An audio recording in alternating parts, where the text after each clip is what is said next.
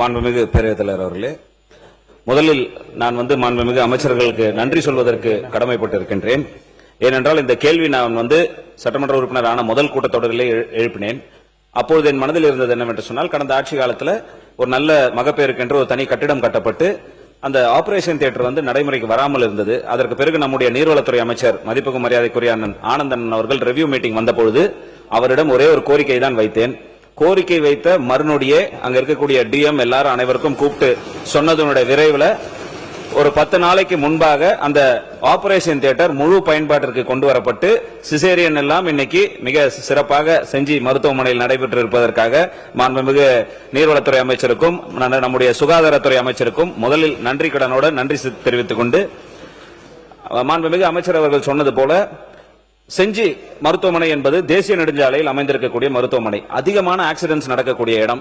Ortho operations என்பது நிறைய, 2 ortho positions போடப்பட்டு நிறைய அறுவை சிகிச்சைகள் நடைபெற்று வருகிறது. அந்த ஆர்த்தோ ஆபரேஷன்ஸுக்கு தேவையான அந்த சியாம் கருவி என்பது மிக விரைவில் வழங்குவதற்கு மாண்புமிகு அமைச்சர் அவர்கள் முன்வர வேண்டும். அதே போல் அனஸ்தீசியா ஒர்க் ஸ்டேஷன் அது மட்டும் ஏதோ இன்னும் கொள்முதல் லிஸ்ட்ல இல்லைன்னு சொல்லிட்டு எனக்கு மெடிக்கல் ஆபிசர் மூலமாக தெரிய வந்தது. ஏன்னா அந்த அனஸ்தீசியா ஒர்க் ஸ்டேஷன் நம்ம சிசேரியன் ஆபரேஷன் போன்ற விஷயங்களுக்கு எல்லாம் ரொம்ப மிக அவசியமாக இருக்கிறது. அதையும் வழங்க வேண்டும் என்று கேட்டு, கூடுதலாக ஒரு கட்டிடம் 100 படுக்கைகள் கொண்ட கட்டிடம் அங்க வேணும். ஏன்னா இருக்கிறதுனால ஆல்ரெடி இருக்கிற ஒரு பழைய கட்டிடம் மாண்புமிகு பொதுப்பணித்துறை அமைச்சர் சொன்ன மாதிரி பொதுப்பணித்துறை அதிகாரிகள் ஆய்வு செய்து சீல் வச்சுட்டாங்க. அது இதுக்கப்புறம் பயன்படுத்தக்கூடாது, யாரும் உள்ள நுழையக்கூடாது, இடிந்து விழக்கூடிய சூழ்நிலையில் இருக்குன்னு சீல் வச்சுட்டாங்க. அதற்கு பக்கத்திலேயே இடம் இருக்கிறது. அடுக்குமாடி ஒரு 100 படுக்கைகள் கொண்ட 2 அடுக்கு கொண்ட ஒரு கட்டிடத்தை வழங்கி அதில் சிடி ஸ்கேன் வசதியை ஏற்படுத்தி தருவதற்கு மாண்புமிகு அமைச்சர் அவர்கள் முன்வர வேண்டும் என்று வருவாரா என்பதை அறிய விரும்புகிறேன்.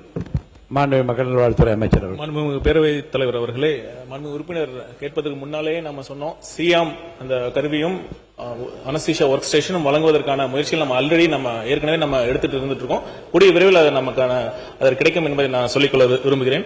அப்புறம் கூடுதல் கட்டடம் கேட்டாங்க. ஏற்கனவே செஞ்சு அந்த வட்ட மருத்துவமனையில் 106 படுக்கை வசதி இருக்கு. அதோடைய பெட் ஆக்குபன்சி ரேஷியோ பாத்தீங்கன்னா 82 விழுக்காடு தான் இருக்கு. கண்டிப்பா தேவையை நம்ம ஆய்வு செஞ்சு படிப்படியாக நம்ம அந்த மருத்துவமனை உட்கட்டமைப்பை மேம்படுத்தக்கூடிய வசதி ஏற்பாடுகள் நம்ம செய்வோம் என்பதை தெரிவித்துக் கொள்கிறேன். கணேஷ்குமார்.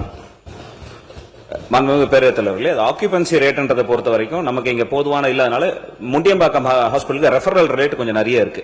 நம்ம கிட்ட இங்க பொசிஷன்ஸ் இருக்கு. எனவே கூடுதல் கட்டிடம் என்பது ரொம்ப அவசியம். ஏன்னா 2011 நான் சட்டமன்ற உறுப்பினராக இருக்கும்போது கட்டப்பட்டதுதான் கடைசி பில்டிங். அதுக்கப்புறம் மகப்பேருக்கு என்று கட்டினாங்களே, ஜெனரல் ஹாஸ்பிட்டலுக்கு கூடுதல் கட்டிடம் நம்ம கட்டல. நான் சட்டமன்ற உறுப்பினர் மேம்பாட்டு நிதியில் கட்டப்பட்ட நிதி தான் ஜெனரல் ஹாஸ்பிட்டலுக்கு இருக்கக்கூடிய கடைசி இது. மேலும் கூடுதலாக அந்த மருந்து ஆளுநர்கள் போஸ்டிங் என்பது 2 போஸ்டிங்ல ஒன்னு டெபுடேஷன்லயே இருக்கிறதுனால அங்க வரமாட்டாங்க. அதுல ஒரு போஸ்டிங் இருக்கிறது உண்மையிலேயே அவரால் பணி செய்ய முடியவில்லை.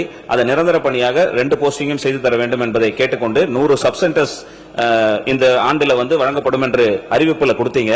என் தொகுதியில கிட்டத்தட்ட எந்த இடத்துலயுமே சப் சென்டர்ஸ்க்கு பில்டிங் இல்ல. ஏன்னா கடந்த ஆட்சி காலத்துல இடிச்சிட்டாங்க. எல்லாம் அங்கங்க வாடகை இடத்துலயும் பஞ்சாயத்து இடத்துலயும் வச்சு பாத்துக்கிட்டு இருக்காங்க. அந்த சப் சென்டர்ஸுக்கு கூடுதலாக பில்டிங் கட்டி தருவதற்கு அமைச்சர் அவர்கள் முன்வர வேண்டும் என்று கேட்டு அமர்கிறேன். மக்கள் வாழ்த்துறை அமைச்சர் அவர்கள். மாண்புமிகு பேரவைத் தலைவர் அவர்களே, மாண்புமிகு உறுப்பினர் குறிப்பிட்டதை அங்க ஏற்கனவே 106 படுக்கை வசதிகள் கொண்ட மருத்துவமனை இருக்கு. பெட் ஆக்குபன்சி பாத்தீங்கன்னா 82, நான் ஏற்கனவே சொன்ன மாதிரி இல்ல அதான் 82 விழுக்காடு தான் இப்போடைய பயன்பாட்டில் இருக்கு. நம்ம தேவையை கண்டிப்பா கருத்தில் கொண்டு அது ஆய்வு மேற்கொள்ளப்பட்டு தேவை ஏற்பட்டால் கண்டிப்பா படிப்படியாக உயர்த்தப்படும் என்பதை நான் சொல்லிக்கொள்ள விரும்புகிறேன். மருந்தாளர்கள் பத்தி கேட்டீங்க.